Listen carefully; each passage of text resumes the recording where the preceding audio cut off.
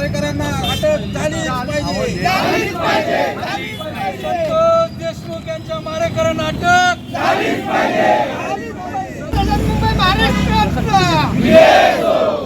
संतोष देशमुख यांच्या मारेकऱ्यांना फाशी झालीच पाहिजे। मारेकऱ्यांना फाशी। मसाजोगचे सरपंच ज्या ग्रामपंचायतीला 19 पेक्षा अधिक पुरस्कार मिळालेले होते, या संतोष देशमुखांची गाडी घालून नेऊन अत्यंत निभृण अशा प्रकारची हत्या ही झालेली आहे। ही हत्या होऊन अनेक दिवस लोटले तरीही सरकार या घटनेची गंभीर दखल घेताना दिसत नाही। त्या आरोपींना राजकीय पाठबळ देण्याचा प्रकार महाराष्ट्रामध्ये सुरू आहे।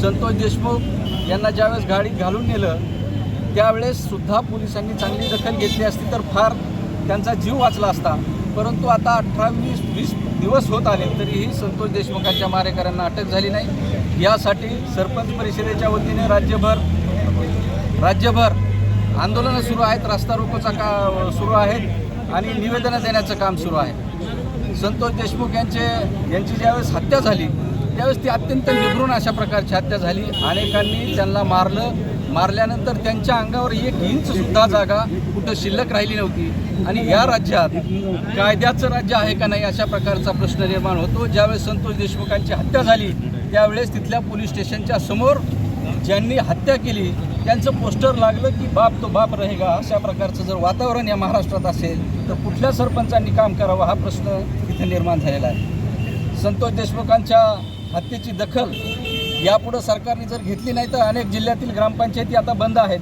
आज आम्ही इथं सातोऱ्यात हायवे अडवणार आहोत। शासनाला इथं निवेदन दिलेलं आहे, त्यांनी आमच्या या निवेदनाची दखल घेऊन शासनापर्यंत तो प्रश्न गेला पाहिजे अशा प्रकारचा आणि शासनाने गवडीमोल फक्त 10 लाखाची मदत एका जीवाला केलेली आहे। यांनी संतोष देशमुखांचं घर हे सावरलं जाणार नाही। संतोष देशमुख हे फक्त त्या गावातील एका दलिताला मारहाण करण्यात आली आणि तिथं जाऊन त्यांनी हे जे आरोपी होते त्यांना सांगितलं की आपण यांना का मारलं, एवढ्या एका गोष्टीसाठी अत्यंत निभृण अशा प्रकारची त्यांची हत्या केली। पाणी मागितल्यानंतर त्यांना काय पाजलं गेलं हे इथं सांगण्याची गोष्ट नाही। जर गावचा प्रमुख माणूस गावात चांगल्या अशा प्रकारचं काम करत असेल आणि त्याला इतकं वाईट पद्धतीने मारलं जात असेल तर सरकार आणखी काय करतंय।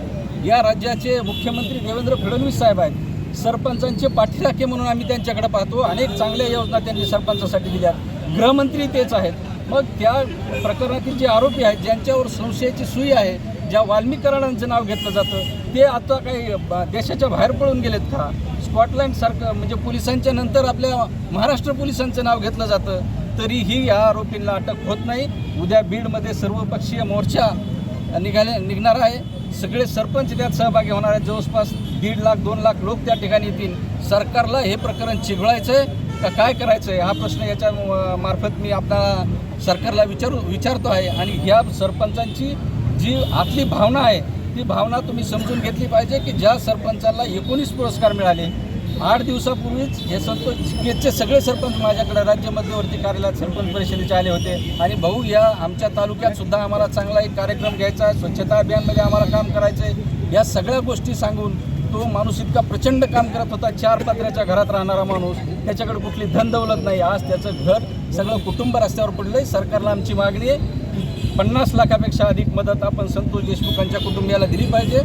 त्यांच्या घरातला जे माणूस असेल आता त्यांच्या मिसेस किंवा त्यांच्या मुलीला शासकीय नोकरी दिली पाहिजे, यासाठी आम्ही साताऱ्यात आलो आणि शासनाने आता दखल घेतली नाही तर आम्ही इथं रस्त्यावर बसणार आहोत। सर्व तुम्ही सरपंच जमलाय, काय सांगाल, काय शासनाला तुम्ही सरपंच संतोष देशमुख यांची निर्मळ हत्या झाली त्या प्रकरणात आज राज्यभर सर्वीकडे आमचे ते आंदोलनं चालू आहे। आज आम्ही सातारामध्ये पण रस्ता रोको करण्यासाठी NH4ची आम्ही मागणी केली, परंतु आम्हाला या ठिकाणी पत्र देऊनही पुढे न जाण्याचा अटकाव करण्यात आला। आज आम्ही आमचे प्रदेशाध्यक्ष दत्ताभाऊ काकडे हे बीडवरून या ठिकाणी काल रात्री इथं आलेले।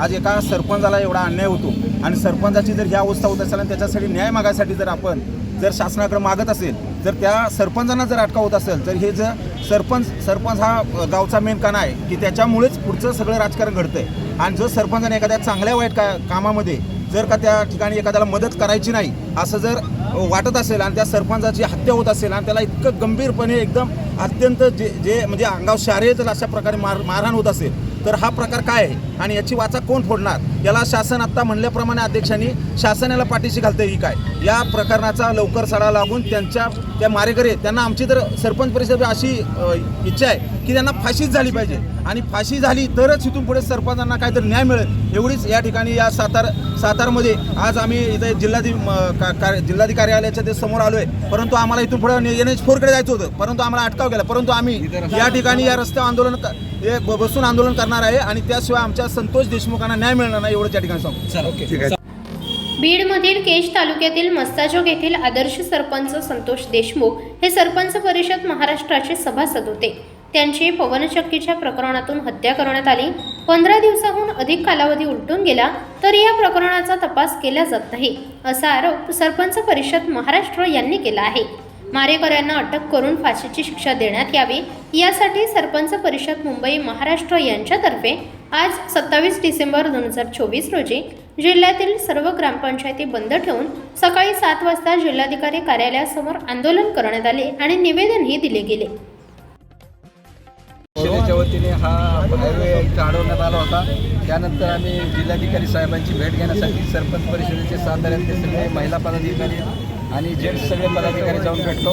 त्यांना निवेदन दिलं आणि त्यांना सांगितलं त्यांची सगळी आम्ही वस्तुस्थिती बीड जिल्ह्यात काय घडलं ही त्यांच्या कानावर घातली आणि त्यांनी आम्हाला आश्वासन दिलं की 100% यात शासन चांगल्या अशा प्रकारचं काम करत आहे. मी हा तुमचा इतर झालेला रस्ता रोको आणि तुम्ही जे आंदोलन केले हे शासनापर्यंत पोहोचून तुमच्या भावना तिथपर्यंत पोहोचवणार.